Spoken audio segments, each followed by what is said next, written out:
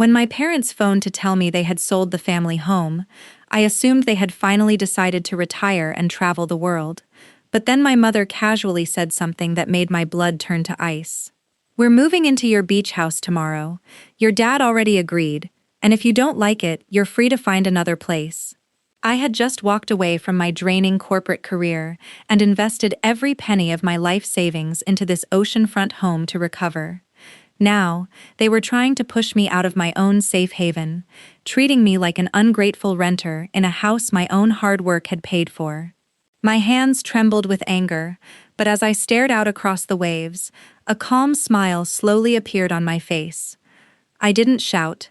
I didn't argue. Instead, I quietly ended the call and started preparing a welcome they would never forget. My name is Maya. I am 28 years old, and only a few months ago, I was a senior financial analyst buried under 80-hour work weeks, stress-triggered migraines, and a life completely drained of happiness. I realized my life was slipping away, so I made the most frightening decision I had ever faced. I resigned from my job, packed up everything I owned, and invested every single dollar of my hard-earned savings into buying my dream beach house. This home was meant to be my refuge, a peaceful place by the coast where I could finally breathe, slow down, and recover from years of corporate exhaustion. The ocean air was refreshing, and the sound of the crashing surf felt like quiet confirmation that I had made the right decision. But all of that peace was destroyed on my very first evening in the house.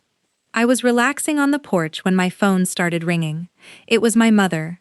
Before I even had the chance to say hello, she launched into an announcement that left me completely speechless. She and my father had quietly sold their suburban house and had officially decided that my brand new beach home would become their retirement retreat. I want to pause for a moment because I'm genuinely curious about the incredible community watching this story right now. Please take a second to leave a comment below, sharing the city you're watching from. I truly enjoy seeing how far my story has traveled across the world. Now, as I sat frozen in complete disbelief, my mother's voice pulled me straight back into a reality I never expected to face. To really understand how my parents could so casually decide to take over my home, you first need to understand the unhealthy family dynamic I grew up with. For as long as I can remember, my parents lived by a strict double standard, and it always worked in favor of my older brother Julian. Julian was the golden child who could never seem to do any wrong, despite making terrible decision after terrible decision.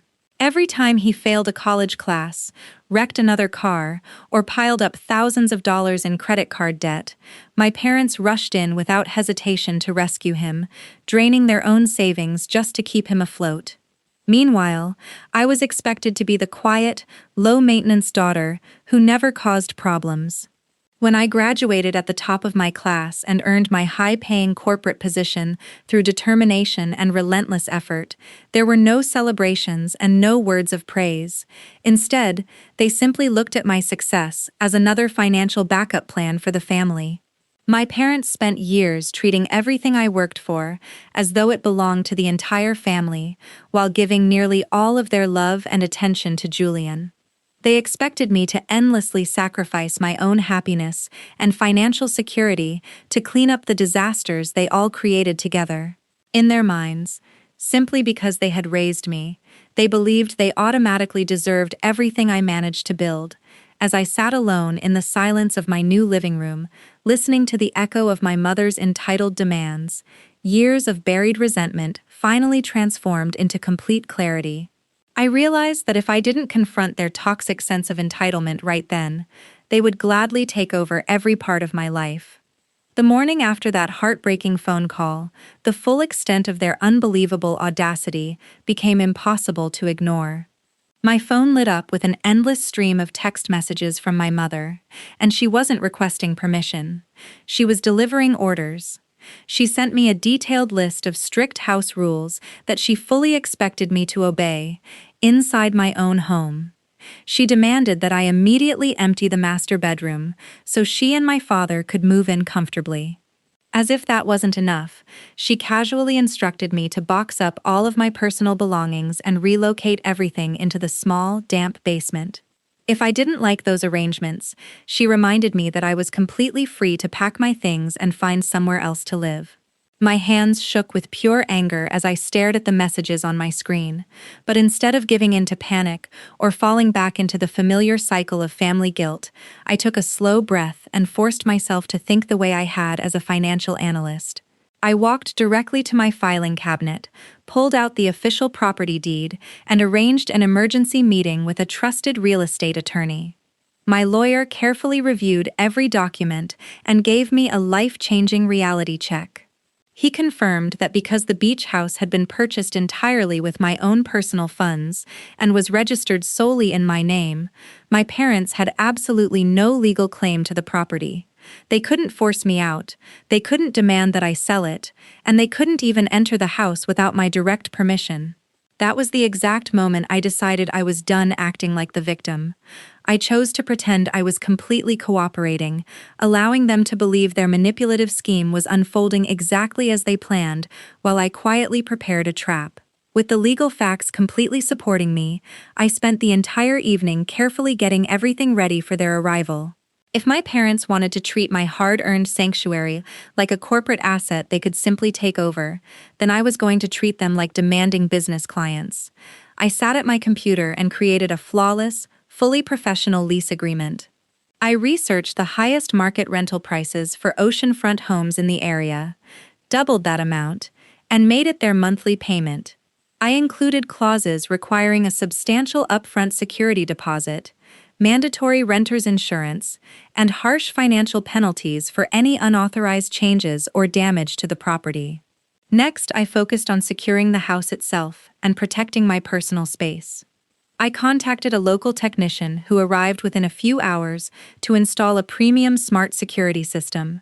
We mounted clearly visible cameras at every entrance and added digital keypad locks to the doors leading into the main master suite, which I fully intended to keep for myself.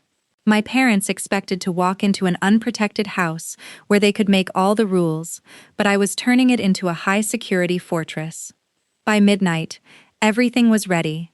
I printed 2 copies of the unforgiving lease agreement, picked up a brand new pen, and placed both neatly in the center of the kitchen counter. It was the exact location they would have to pass the second they stepped through the front door. As I finally climbed into bed, listening to the gentle waves outside, I didn't feel even the slightest trace of fear anymore. All I felt was a calm, icy anticipation for the performance that would unfold the following morning. The next morning, at exactly 10 o'clock, a large yellow moving truck rolled into my driveway, followed closely by my parents' sedan. I stood beside the window, watching them step out of the car, wearing expressions of complete victory. My mother didn't even bother knocking. She marched through the front door, her eyes sweeping across the foyer, as though she were a queen inspecting her newly claimed kingdom. My father walked in immediately behind her, barely acknowledging me as he began instructing the movers where to place their heavy oak furniture. "Maya, don't just stand there," my mother snapped, pointing toward a pile of suitcases outside. "Start carrying these bags up to the master bedroom, and make sure the movers don't scratch our walls." I didn't move at all. I simply smiled, walked over to the kitchen counter, and picked up the thick manila folder. "Before anyone unloads a single box," I said, my voice cutting through the commotion with complete composure, "we need to finish the paperwork." My mother laughed, a dismissive sound that echoed beneath the high ceilings. "What paperwork? Don't be ridiculous, Maya. We're your parents." Without saying another word, I calmly handed her the detailed corporate lease agreement. She grabbed it from my hand, her eyes moving down the pages until they landed on the highlighted sections showing the enormous monthly rent and the huge upfront security deposit.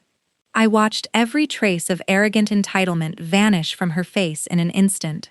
She froze completely, her complexion turning ghostly pale as she stared at the legally binding contract.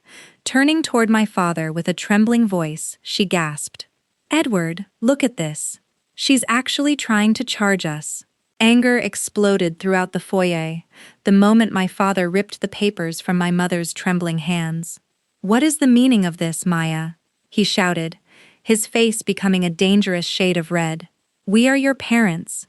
We raised you. We fed you. And now you have the nerve to treat us like complete strangers? This is a total betrayal of everything our family stands for."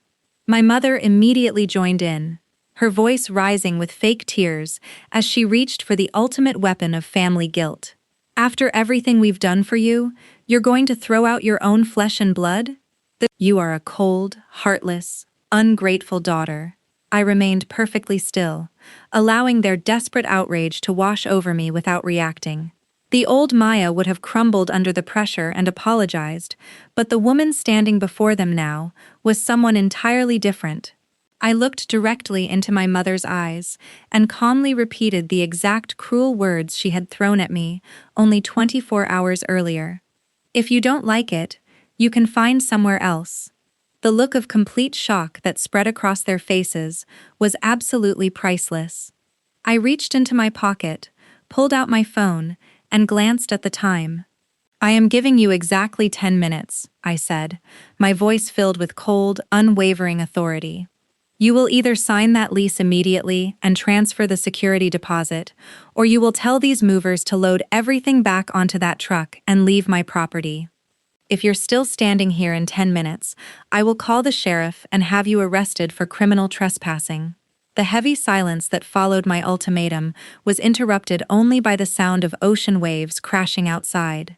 My father stared directly into my eyes, searching for even the smallest sign of hesitation, but he found absolutely nothing. Finally realizing that their manipulation had failed, he slammed the unsigned lease onto the counter, grabbed my mother's arm, and instructed the bewildered movers to reload the truck. They left in complete humiliation, forced to find a nearby hotel, while struggling to accept the reality that their entitlement no longer had any power over me. As I watched their vehicles disappear down the coastal highway, an overwhelming sense of relief washed over me. I had finally protected my hard-earned peace and reclaimed my sanctuary. Now, I'm genuinely curious to hear what you think about the way this family confrontation ended. Do you believe I went too far by threatening to call the sheriff on my own parents, or do you think they finally received the lesson in respect they truly deserved? Please leave your thoughts in the comments below, and while you're sharing your opinion, don't forget to click on one of the 2 recommended videos appearing on the final screen right now. Thank you so much for watching all the way to the end.